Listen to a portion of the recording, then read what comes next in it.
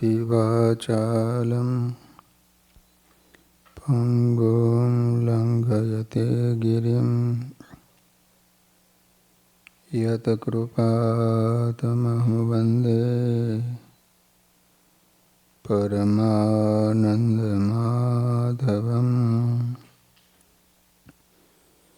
बोलो स्वामीनारायण भगवाननी, श्री हरि कृष्ण महाराजनी, श्री राधा कृष्ण देवनी, श्री नरनारायण देवनी, श्री लक्ष्मीनारायण देवनी। बधा ज हरिभक्तों ने घणा भाव थी जय स्वामीनारायण। वाला भक्तजनों, આજે આપણે પરમ ચૈતન્યાનંદ સ્વામીનું જીવન ચરિત્ર શ્રવણ કરવાનું છે. સંપ્રદાયમાં 3 પરમ ચૈતન્યાનંદ સ્વામી નામના સંત હતા, જેનો ઉલ્લેખ કરતા મંજુકેશાનંદ સ્વામી નંદમાળામાં લખે છે કે 3 પરમ ચૈતન્યાનંદ, એક મોટા તે મધ્યે સ્વચ્છંદ, બીજા નાના સુબુદ્ધિ કહીએ, ત્રીજા ગુરુ પ્રમાણથી લઈએ. એમાં એક સંત મેથાણ ગામના હતા. શ્રી હરિ એકવાર મેથાણ પધાર્યા હતા. એ વખતે ગામના સત્સંગી હરખા પટેલે શ્રી હરિને વિનંતી કરી કે મારે સાધુ દીક્ષા સ્વીકારીને સત્સંગની સેવા કરવી છે. આપ મારી ઈચ્છા પૂર્ણ કરો. હરખાભાઈમાં ત્યાગ વૈરાગ્યના ઉમદા ગુણો જોઈ એમની પ્રાર્થના સ્વીકારીને શ્રી હરિ એમને સાધુ દીક્ષા આપી અને પરમ ચૈતન્યાનંદ નામ રાખ્યું. તે સુબુદ્ધિમાન હતા અને નાના પરમ ચૈતન્યાનંદ સ્વામી તરીકે ઓળખાતા હતા. બીજા મોટા પરમ ચૈતન્યાનંદ સ્વામી શિયાણી ગામના રાજ પરિવારના હતા. અને ત્રીજા ગુરુ પ્રમાણથી લઈએ એમ જે મંજુકેશાનંદ સ્વામીએ લખ્યું છે તે સંશોધનીય બાબત છે, પરંતુ આપણે અહીં બીજા મોટા પરમ ચૈતન્યાનંદ સ્વામી વિશે વિશેષ જાણવા પ્રયત્ન કરીએ. શિયાણી ગામ કેવી રીતે વસ્યું તે વિશે અને તે વસાવનાર રાજ પરિવાર વિશે આપણે થોડુંક અવલોકન કરીએ. સંવંત 1156, અત્યારે 2081 ચાલે છે. એટલે આમ જુઓ તો 900 વર્ષ પહેલાંની વાત. સંવંત 1156 થી 1186 દરમિયાન પાટડી ગામમાં મકવાણા હરપાલ દેવ થયા. એમને 2 પત્નીઓ હતી. એક પાટણના પ્રતાપસિંહ સોલંકીની પુત્રી શક્તિદેવી હતા. બીજી પત્નીનું નામ રાજેશ્વરી બા હતું. હરપાલ દેવ દેવી ભગત હતા. એકવાર એને શક્તિદેવીની ખૂબ આરાધના કરી. દેવીએ પ્રસન્ન થઈ દર્શન દીધા. નૈવેદ્ય માગ્યું. હરપાલ દેવ પાસે જે હતું એ આપ્યું, પરંતુ દેવી એટલાથી તૃપ્ત ન થયા. તેથી હરપાલ દેવે પોતાની જાંઘમાંથી માંસ કાઢીને દેવીને આપ્યું. આવી એમની ભક્તિ ભાવના જોઈ શક્તિદેવી પ્રસન્ન થઈ માગવાનું કહ્યું. ત્યારે હરપાલ સિંહે સદા તમારો સહવાસ રહે એવું માગ્યું. પછી શક્તિદેવી રંભા રૂપે પ્રગટ થયા. તે દેવી સાથે હરપાલ દેવ અને એના માસિયાઈ ભાઈ અણહિલપુર પાટણના રાજા કરણસિંહ પાસે આવ્યા. એમની પત્નીને બાબરા ભૂતના વડગાડથી મુક્ત કર્યા. તેથી કરણસિંહે કહ્યું, એક રાતમાં તમે જેટલા ગામને તોરણ બાંધો એ બધા ગામ હું તમને આપું. પાટણના રાજા કરણસિંહ એને આવું કીધું હરપાલ દેવને. પછી મા રંભાદેવીની સહાયથી હરપાલ દેવે એક રાતમાં 2300 ગામને તોરણ બાંધ્યા. આ રીતે તેઓ 2300 ગામના રાજા બન્યા. પછી તેમાંથી કરણસિંહની રાણી ફૂલાદેવીને હરપાલ દેવે પોતાની બહેન માની 500 ગામ એને કરિયાવરમાં પાછા આપ્યા. અને તેમણે સંવંત 1156માં પાટડીમાં પોતાની ગાદી સ્થાપી. આ રીતે એને 1800 ગામનું રાજ્ય પ્રાપ્ત કર્યું. હરપાલ દેવને નિજ પત્ની શક્તિદેવી થકી સોઢાજી, માંગુજી અને શેખરાજી આ 3 પુત્ર અને ઉમાદેવી નામે એક પુત્રી એમ 4 સંતાનો હતા. એકવાર પાટડી ગામના પાદરમાં 3 રાજકુમારો અને એક ચારણ કુમાર રમતા હતા. ત્યાં અચાનક ગાંડો થયેલો હાથી તોફાન કરતો બાળકની નજીક આવી ગયો. નજીકમાં જ મા શક્તિદેવીનું મંદિર હતું. તેમાંથી માતાજીએ હાથ લંબાવી 3 રાજકુમારોને પોતાની ગોદમાં લીધા અને ચારણ કુમારને ટાપલી મારી રસ્તાના કિનારા ઉપર ચડાવી દીધો. શક્તિ માતાજીનો જો ફોટો હોય ને એની અંદર આવો બતાવતા હોય છે. માતાજીએ 3 બાળકોને એમ લઈ લીધા. માતાજીએ હાથ ઝાલ્યો તેથી 3 કુમારો અને એના વંશજો ઝાલા દરબાર થયા. માતાજી આમ ઝાલ્યા ને એટલે ઝાલા દરબાર. ઝાલા દરબાર તરીકે ઓળખાય અને ટાપલી મારીને રસ્તાના કિનારો ઉપર ચડાયો એના વંશજો ટાપરિયા ચારણ તરીકે ઓળખાયા. ટાપરિયા, ટાપલી મારીને આમ રસ્તે ચડાવી દીધો ને. બ્રહ્માનંદ સ્વામી, ભોજાચારણ તથા કવિ માવદાનજી વગેરે અનેક મહાપુરુષો આ ટાપરિયા ચારણની પરંપરામાં આવે. આ 3 રાજકુમારોમાં વચેટ પુત્ર માંગુજીને ભાઈઓ ભાગમાં સંવંત 1886માં 84 ગામ મળ્યા. એને ગઢ જાંબુમાં પોતાની રાજગાદી સ્થાપી. આ માંગુજી મહાશુરવીર અને શક્તિશાળી હતા. એકવાર તેઓ સિદ્ધરાજની સભામાં બેઠા હતા. સિદ્ધરાજ જયસિંહ પાટણનો રાજા હતો ને તે સમયે મ્લેચ્છો પાટણ ઉપર ચડી આવ્યા. મ્લેચ્છો એટલે મુસલમાન. તેથી સિદ્ધરાજ ત્યાંથી નાસી ગયા અને ઝાલા માંગુજી પાટણમાં મ્લેચ્છો સામે યુદ્ધે ચડ્યા અને મ્લેચ્છોને પરાસ્ત કર્યા અને તેમાંથી ઘાયલ થયા એટલે અંતે સ્વર્ગે સીધાવ્યા.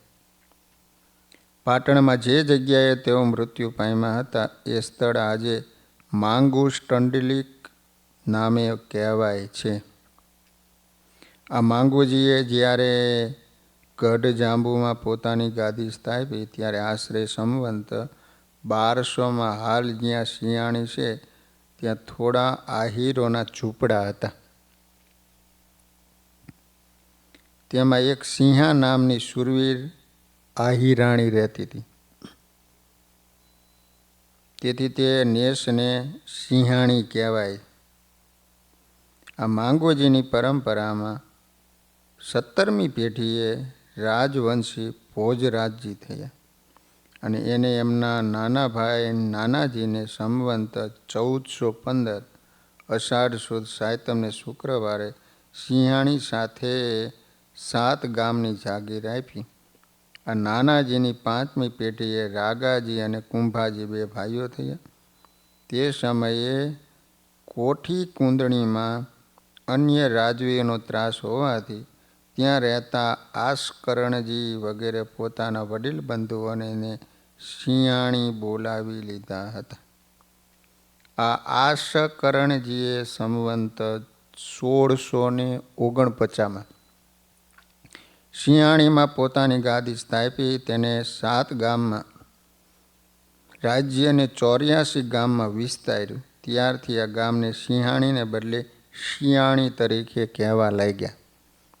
તેમણે સંવંત 1681 સુધી રાજ્ય કર્યું. આ શિયાળી ગામ ભાલનું પ્રવેશ દ્વાર ગણાય છે. ત્યાંથી ભાલ દેશ શરૂ થાય. આ શિયાળી મૂળી ગામમાં આવે અને લીંબડી ગામથી ઉત્તરે લગભગ 15 કિલોમીટર દૂર છે. શિયાળી ગામમાં દક્ષિણ દિશાએ ફૂલસર નામનું તળાવ આવેલું છે. આ સરોવરમાં શ્રીહરિએ અનેકવાર સંતો સાથે સ્નાન કરેલું છે. શિયાળી ગામમાં શિવરામ વિપ્ર હતા અને શિયાળી ગામના હતા. આશકરણજીની 3જી પેઢીએ વેરાજી પહેલાં થયા. એને 3 પુત્ર થયા. તેમાં 3જા પુત્ર રતનસિંહને કંથારિયા, ફેદરા, રાયકા, વનાડાની ગાદી મળી હતી. આ રતનસિંહની 3જી પેઢીએ ઝાલમસંગ થયા.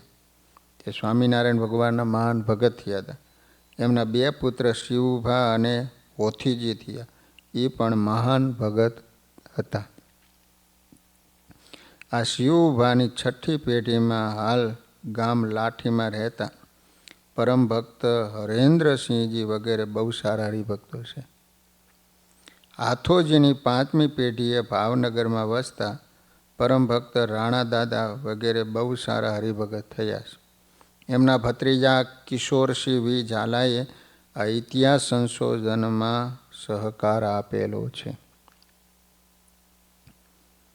આશકરણજીની 8મી પેઢીએ પાટવી કુંવર હરભમજીને સંવંત 1808માં શિયાળીની ગાદી મળી હતી અને તેને સંવંત 1843 સુધી રાજ્ય કર્યું.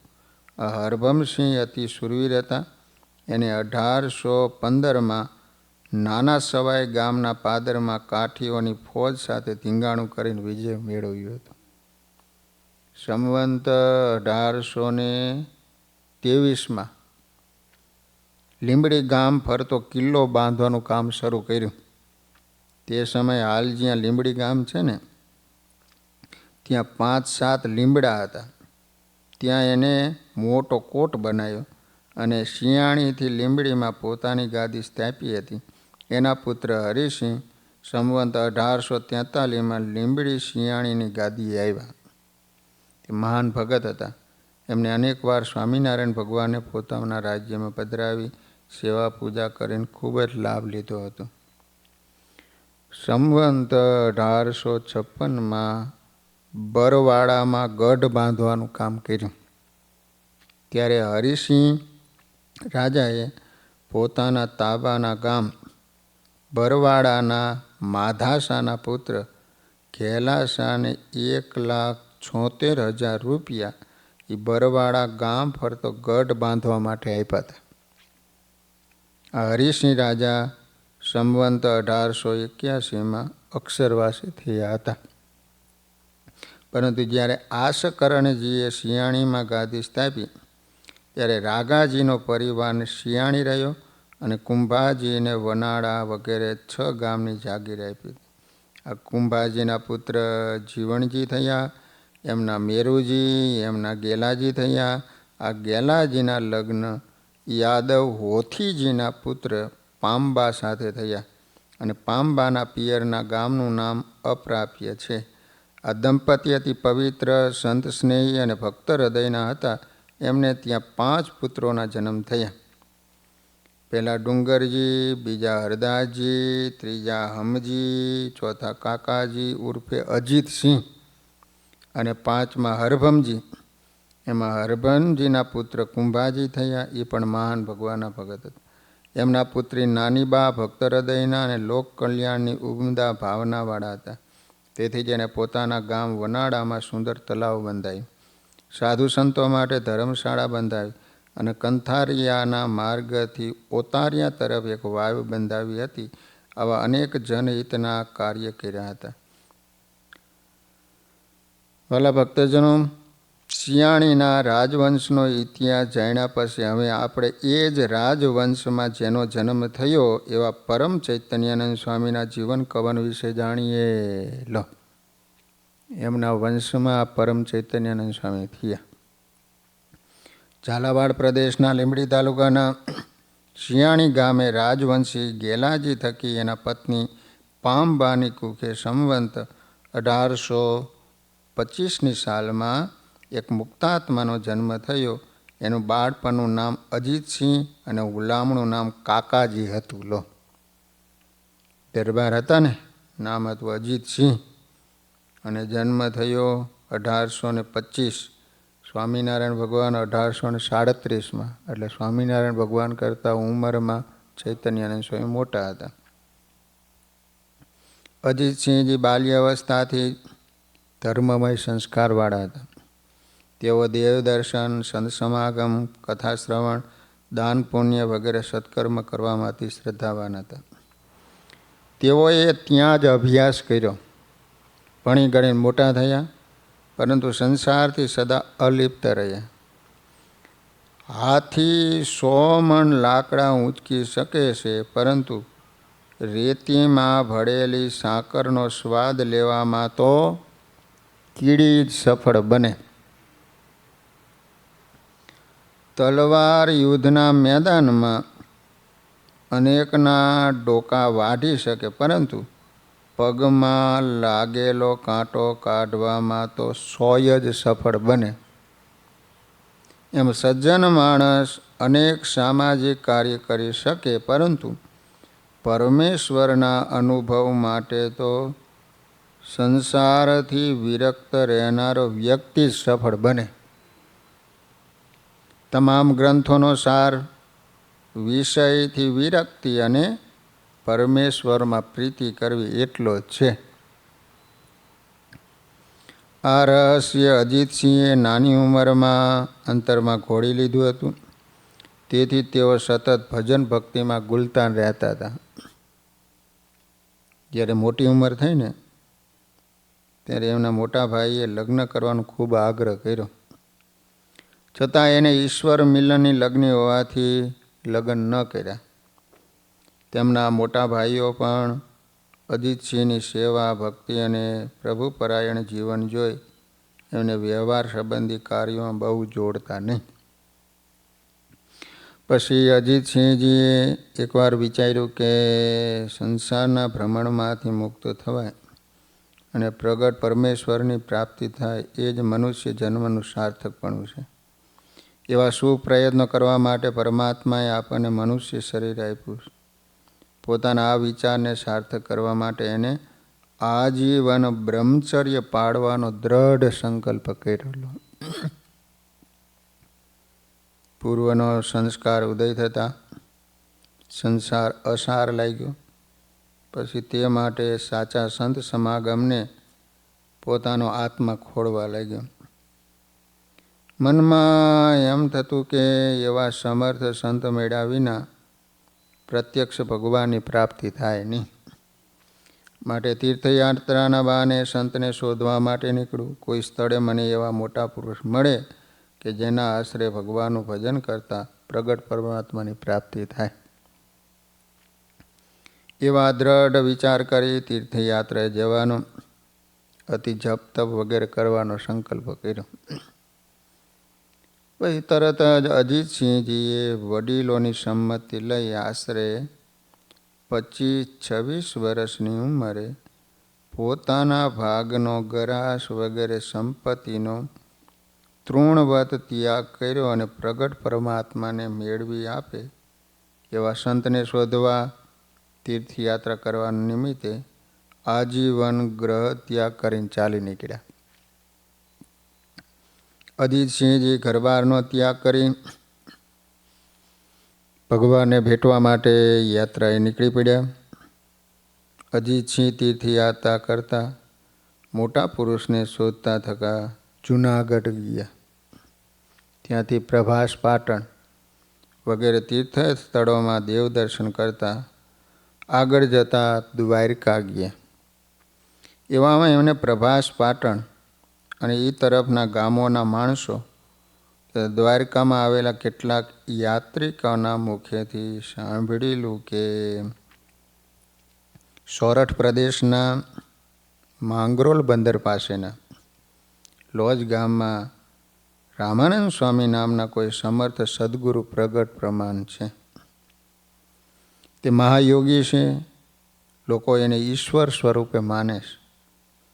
એમના યોગમાં આવતા અનેકને શ્રી કૃષ્ણ ભગવાનના પ્રત્યક્ષ દર્શન થયા છે. અને ખાસ દર્શન કરવા જેવા મહાપ્રતાપી પુરુષ છે.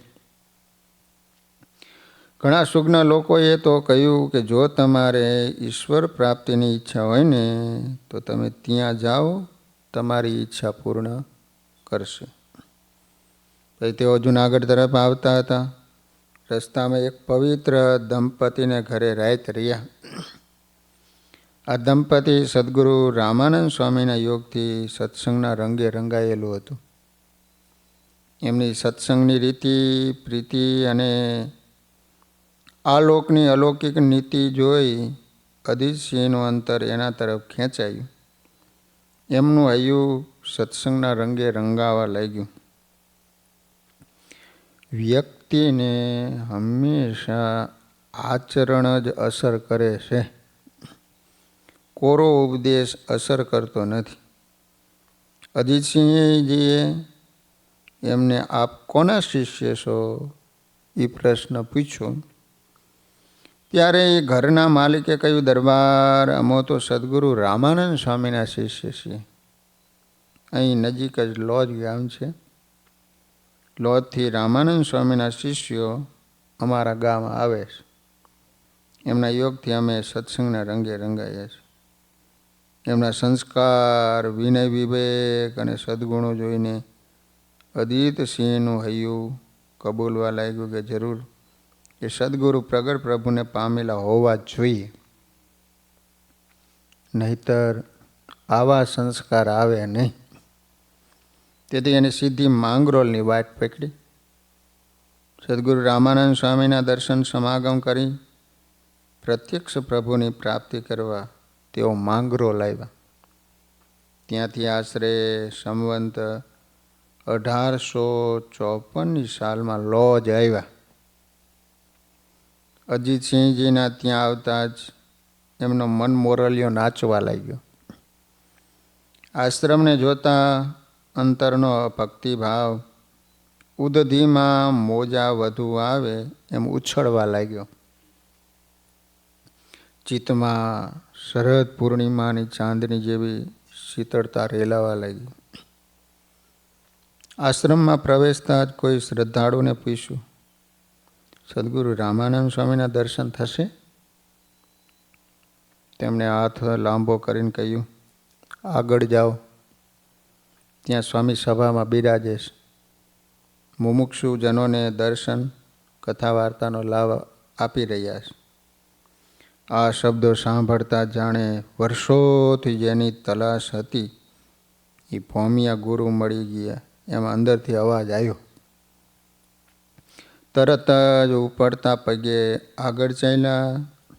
ત્યાં જ સભામાં શ્વેત ગાદી તકીએ ઊંચે આસને શ્વેતાંબરી પુષ્ટ જેમની કાયા છે, આજાન બાહુ વિશાળ ભાલમાં ઉર્ધ્વપૂર્ણ તિલક બિરાજે એવા સર્વ મુમુક્ષોને આશ્રય કરવા યોગ્ય સદગુરુ રામાનંદ સ્વામીના દૂરથી દર્શન થયા.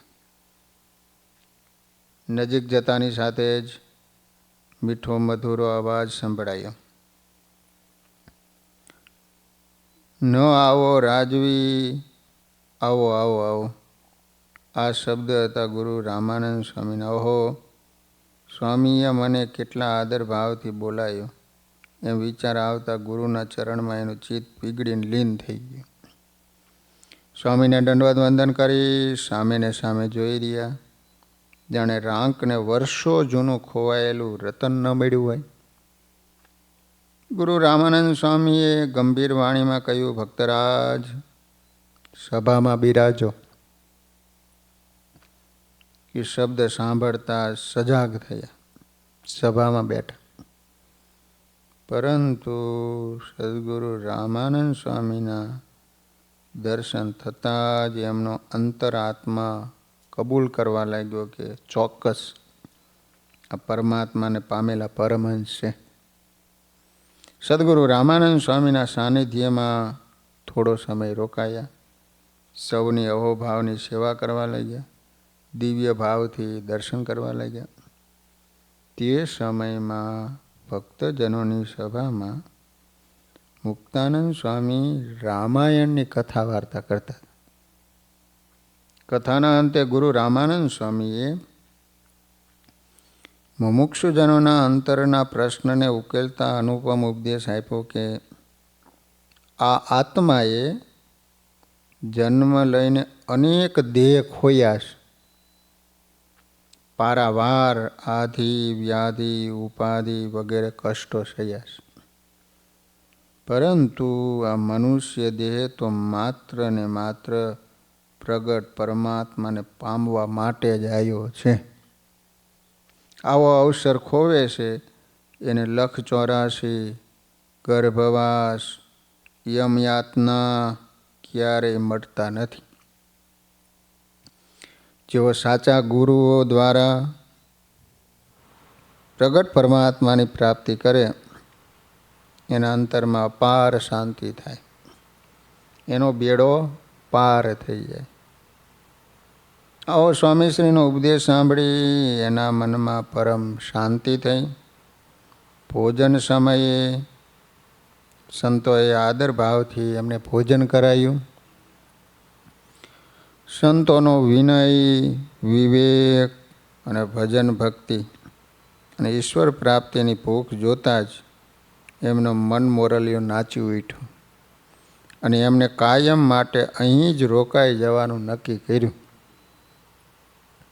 ગુરુદેવ રામાનંદ સ્વામી સૌને ધ્યાન, ધારણા અને યોગાસનોનો અભ્યાસ કરાવતા.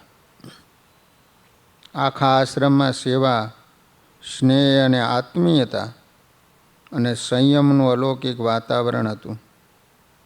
અજીતસિંહ મહારાજાએ આ બધું જોયું. તેથી તે પણ માન મૂકી સૌની સાથે સેવા કરવા લાગ્યા, કથા વાર્તાનું શ્રવણ કરવા લાગ્યા. અલૌકિક વાતાવરણમાં મહાપુરુષોના સંગે દરબારના અંતરમાં વિરક્તનો કેસરીય રંગ કૂટાવા લાગ્યો.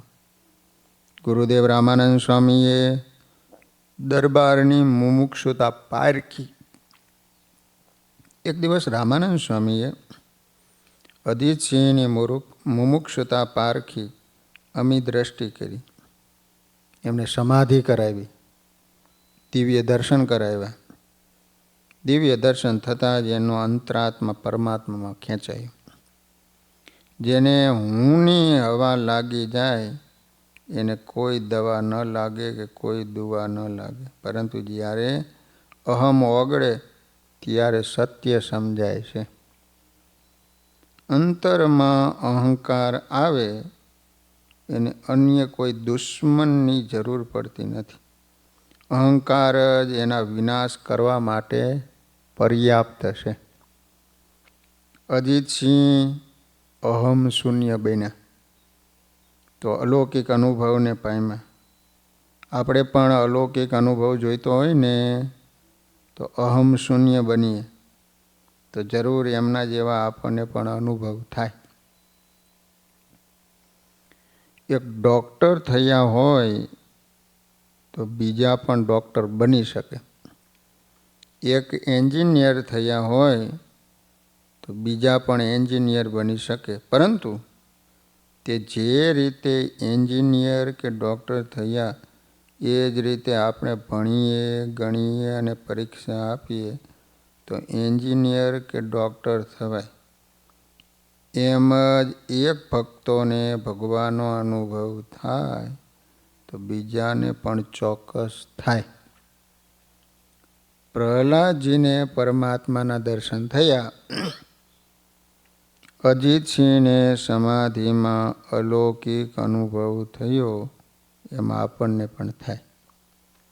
પરંતુ તેઓ જે રીતે અહમ શૂન્ય બની દિવ્ય ભાવ રાખી અને સત્સંગમાં જોડાયા, સૌમાં ભગવદ ભાવ રાખ્યો, આવી ભાવના આપણે કેળવીએ ને તો એના જેવી અનુભૂતિ આપણને પણ જરૂર થાય.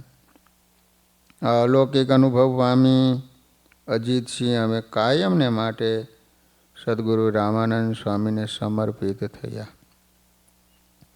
તન મન ધન અર્પણ કરી લોજ આશ્રમમાં સેવામાં જોડાયા. સદગુરુ રામાનંદ સ્વામીએ સત્સંગના ખપવાળા જાણી લગભગ 30 વર્ષની ઉંમરે સંવંત 1854માં લોજમાં જ એમને ભાગવતી દીક્ષા આપી અને નામ પાડ્યું પરમ ચૈતન્યાનંદ સ્વામી. 1854ની સાલમાં હજી સ્વામિનારાયણ ભગવાન લોજમાં આવ્યા નથી. 56માં આવ્યા. એના પહેલાં ભગવાન રામાનંદ સ્વામીએ દીક્ષા આપી. હવે અજીતસિંહ મટીને પરમ ચૈતન્યાનંદ સ્વામી બન્યા. સૌ સંતોની સાથે સેવા ભજન કરતા, ભિક્ષા માગવા જતા, આશ્રમના આવનારા યાત્રિકોને સદાવ્રત આપવામાં સહાયભૂત થતા, ભજન ભક્તિ હરિસ્મરણ અને ધ્યાન ધારણામાં સમય વિતાવવા લાગ્યા.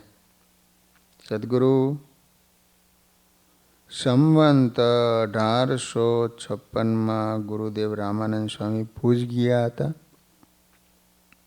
આજ વર્ષમાં રાંધણ છઠના દિવસે લોજના આશ્રમમાં એક અલૌકિક મહાયોગીનું આગમન થયું અને એ જ હતા સર્વાવતારી સ્વામિનારાયણ ભગવાન. નીલકંઠ વર્ણિના વેશે આવેલા. બ્રહ્મચારીની આશ્રમવાસી તમામ સંતો ભક્તો અતિશય પ્રભાવિત થઈ. મુક્તાનંદ સ્વામી વગેરે મહાપુરુષોએ જીવની જેમ જતન કરીને વર્ણિરાજને રોકી રાખ્યા. વર્ણિરાજને પણ એક સદગુરુની નિશ્રામાં ઘડાયેલા સંતોની સાધુતા અને મુમુક્ષુતા ખૂબ ગમી. એથી પરસ્પર એકબીજાના હૈયા મળ્યા. રામાનંદ સ્વામીની આજ્ઞાથી નીલકંઠ બ્રહ્મચારીએ લોજ આશ્રમસ્થ પરમહંસોને યોગ વિદ્યાની તાલીમ આપી. વર્ણિરાજના દર્શન થતાં જ જેમ અષાઢી મેઘની રમઝટ થતાં મોરલાઓ નાચી ઉઠે એમ પરમ ચૈતન્યાનંદ સ્વામીનો અંતર આનંદથી નાચવા લાગ્યો. ત્યારબાદ પીપલાણામાં નીલકંઠ વર્ણિ અને રામાનંદ સ્વામીનું અદ્ભુત મિલન થયું. સ્વામીએ વર્ણિરાજને જેતપુરમાં ગાદીએ બેસાડ્યા. સંપૂર્ણ સંપ્રદાયની જવાબદારી સહજાનંદ સ્વામીને સોંપીને ફરેણી મુકામે ગુરુદેવ રામાનંદ સ્વામી સંવંત 1858માં માગસર સુદ 13 ગુરુવાર તારીખ 17/12/1801 રોજ સ્વધામ સીધા આવ્યા. ત્યારબાદ સ્વામિનારાયણ ભગવાન પરમ ચૈતન્યાનંદ સ્વામીની પણ વડીલ ગુરુભાઈ તરીકે આમન્યા જાળવતા હતા. રામાનંદ સ્વામીના દીક્ષિત સંતોમાં મુખ્ય 12 સંતો હતા. તેઓ ગુણિયલ અને નિષ્ઠાવાન હતા. તેથી સ્વામિનારાયણ ભગવાન પણ તે સૌને જ્યારે સમૂહમાં બોલાવતા ત્યારે આવો 12 ભાઈયા આવો, 12 ભાઈયા આવો એમ કહી પ્રેમથી બોલાવતા. સાધુ 12 ભાઈયા આવો બહાર, ત્યારે આવ્યા તે કરીને પ્યાર. 12 ભાઈયાને મહારાજે કહી તમે એક એક શિષ્ય લઈ. પરમ ચૈતન્યાનંદ સ્વામી કથા વાર્તા કરવામાં કુશળ ને સદગ્રંથોના અભ્યાસી હતા. સ્વામિનારાયણ ભગવાન એમને વિશે ગુરુભાવ રાખતા. તેથી સૌ સંતોને પણ એમને વિશે સહજ પૂજ્ય ભાવ રહેતો. સંતો ભક્તો અતિ સ્નેહથી એનો સમાગમ કરી સ્વામિનારાયણ ભગવાનના ઐશ્વર્ય, પ્રતાપ અને લીલા ચરિત્રની વાતો સાંભળતા. પરમ ચૈતન્યાનંદ સ્વામીને શ્રીજી મહારાજના સ્વરૂપની અનન્ય નિષ્ઠા હતી. તેઓ સ્વામિનારાયણ ભગવાનનો મહિમા ખૂબ જ સમજતા હતા. કારણ કે એને પ્રથમથી સ્વામિનારાયણ ભગવાનના અનેક અદ્ભુત ઐશ્વર્યો પ્રત્યક્ષ જોયેલા. એટલે તેઓ સર્વોપરી સ્વામિનારાયણ ભગવાનની નિષ્ઠાના બળથી મહાત્મ જ્ઞાનપૂર્વક શ્રીજી મહારાજની મોટપ સમજતા હતા. કારણ કે લોજમાં આવ્યા ત્યારથી ભગવાન જે ઐશ્વર્ય ચમત્કાર બતાવતા બધું જોતા હતા. વળી પરમ ચૈતન્યાનંદ સ્વામી આજ્ઞા ઉપાસનામાં કોઈ પણ પ્રકારની ખામી ન રહી જાય એવી ઉત્તમ રુચિવાળા હતા. પોતાની રુચિ તથા સમજણ પ્રમાણે સૌ સંતો ભક્તોને સ્વામિનારાયણ ભગવાનનો મહિમા આગ્રહપૂર્વક કહેતા. સ્વામિનારાયણ ભગવાનના ઐશ્વર્ય પ્રતાપની નજરે જોયેલી અસરકારક વાતો કહેવામાં તેઓ ઘણા કુશળ હતા. એમના સર્વોત્તમ ગુણથી એમની શ્રેષ્ઠ સંતોમાં ગણના થતી હતી. તેથી દેશાંતરથી શ્રીજી મહારાજના દર્શન કરવા આવતા સત્સંગીઓને કથા વાર્તાથી પોષણ કરવા માટે સ્વામિનારાયણ ભગવાને મુખ્ય 7 સંતોની નિમણૂક કરેલી. એમાં પરમ ચૈતન્યાનંદ સ્વામી પણ એક હતા. એ વાતનો ઉલ્લેખ કરતા સતાનંદ સ્વામી સત્સંગી જીવન તૃતીય પ્રકરણમાં કહે છે કે ગોવિંદાનંદ નામાન્ય કૃપાનંદસ્તથાત્મદૃક ચૈતન્યાનંદ નામૈતે ઋષય સપ્ત સદ્ધિય. આ 7 સારી બુદ્ધિવાળા સિદ્ધયોગી સંતો સ્વામિનારાયણ ભગવાનની પ્રસન્નતા માટે શ્રદ્ધાપૂર્વક હંમેશા ભગવાનની વાર્તા કરતા હતા. એમના દ્વારા અનેક લોકોને સત્સંગનું પોષણ મળતું હતું. તેથી શ્રીજી મહારાજે એમને મોટેરા સંતોમાં સ્થાન આપ્યું હતું. જેમ દુધાળી ગાયો જોઈતી હોય તો ખૂટ પણ એવો જોઈએ, એમ સર્વોપરી પુરુષોત્તમ નારાયણને પામવા હોય તો એની વાત કરનારા પણ એવા બળિયા જોઈએ. શબ્દો દ્વારા મુમુક્ષુના અંતર કલેવર ઘડાય છે. પરમ ચૈતન્યાનંદ સ્વામી અનેક મુમુક્ષના અંતર કલેવર ઘડનારા મહાન સંત હતા. પરમ ચૈતન્યાનંદ સ્વામીની વાતોથી સૌને શ્રી હરિમાં સ્નેહ અને જગતમાં વૈરાગ્ય થતું હતું. સ્વામિનારાયણ ભગવાને શ્રી હરિચરિત્રામૃત સાગર ગ્રંથના મતે સંવંત 1863નો અન્નકૂટ ઉત્સવ માંગરોળમાં કર્યો. ત્યારબાદ ત્યાંના નવાબ વજરુદ્દીનને શ્રી હરિની નગર યાત્રા ગોઠવી. તેમાં એક સુવર્ણ જડિત અંબાડીવાળા હાથી ઉપર સ્વામિનારાયણ ભગવાન બેઠા, રામદાસભાઈ મહારાજને ચમર ઢોળવા બેઠા, બીજા હાથી ઉપર મુક્તાનંદ સ્વામી, બ્રહ્માનંદ સ્વામી, નિત્યાનંદ સ્વામી અને ચૈતન્યાનંદ સ્વામી બેઠા. ત્રીજા હાથી ઉપર સંતદાસ સ્વામી, આત્માનંદ સ્વામી, સ્વયં પ્રકાશાનંદ સ્વામી અને પરમ ચૈતન્યાનંદ સ્વામી બેઠા. સંવંત 1866માં ફરતા ફરતા સ્વામિનારાયણ ભગવાન ભુજ ગયા, ત્યાંથી તેરા ગયા, ત્યારે પરમ ચૈતન્યાનંદ સ્વામી અને ભાયાત્માનંદ સ્વામી વગેરે સંતો સાથે હતા. આ પ્રસંગને નોંધતા ભાયાત્માનંદ સ્વામી લખે છે કે પછી શ્રીજી મહારાજે કહ્યું કે હમણે ઊંઘશો તો પ્રભાત ક્યારે થાય છે, માટે કોઈ પ્રશ્ન કરીએ. ત્યારે પરમ ચૈતન્યાનંદ સ્વામી બોલ્યા, કहाँ प्रश्न करना है, आत्मा है सो सत्य है और एक सरीखा है, इसलिए सब में सरखा दैवत होना चाहिए. ત્યાં સ્વામિનારાયણ ભગવાન ઈશાને કહ્યું છે, એ તો તમે ઠીક કહો છો, પણ દીવો એ અગ્નિ છે, મસાલ એ અગ્નિ છે, વીજળી અગ્નિ છે, વડવાનળ પણ અગ્નિ છે, પણ દીવાને લગારે કે વાયુ લાગે તો ઓલાઈ જાય. વડવાનળ અગ્નિ પાણીને બાળે છે પણ ઓલાતો નથી. એમ આત્મામાં ભેદ છે.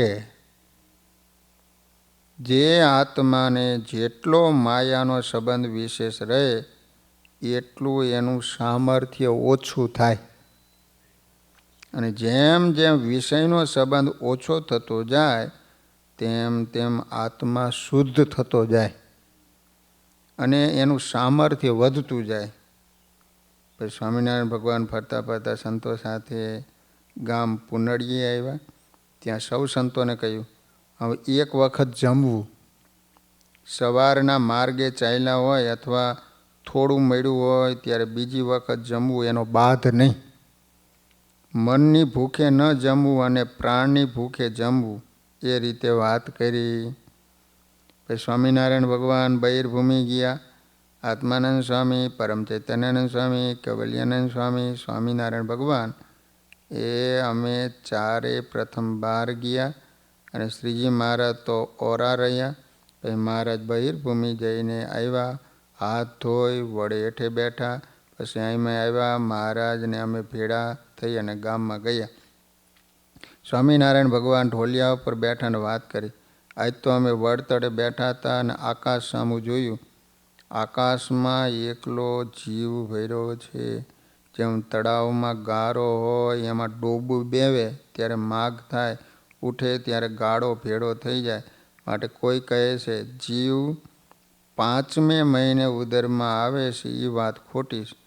એ તો બીજ ભેળો જીવનો પ્રવેશ છે એમ સમજવું. એવી રીતે મહારાજે વાત કરી. આ રીતે સ્વામિનારાયણ ભગવાન સ્વામીને બહુ જગ્યાએ સાથે રાખતા અને આત્મા પરમાત્મા સંબંધી રહસ્યો સમજાવતા. શું કીધું? કોઈ કહે 5મે મહિને જીવ ઉદરમાં આવે. મહારાજ કે એ વાત ખોટી. બીજ ભેળો જીવનો પ્રવેશ થાય છે. પછી સ્વામિનારાયણ ભગવાન ફરતા ફરતા માનકુવા આવ્યા. નાથા સુતારને ઘરે ઉતારો કર્યો. ત્યાં જમીને સાધુની ઓરડી પાસે ઢોલિયો નખાવીને બિરાજમાન થયા. વેદાંતના અંગની વાત કરતા મહારાજે આત્માનંદ સ્વામી અને પરમ ચૈતન્યાનંદ સ્વામીને આજ્ઞા કરી, તમે વેદાંતના પ્રશ્ન શીખો. તે અમો ત્યાં ઓરડામાં બેઠા પ્રશ્ન શીખતા હતા. સહજાનંદ સ્વામી મહારાજની જય.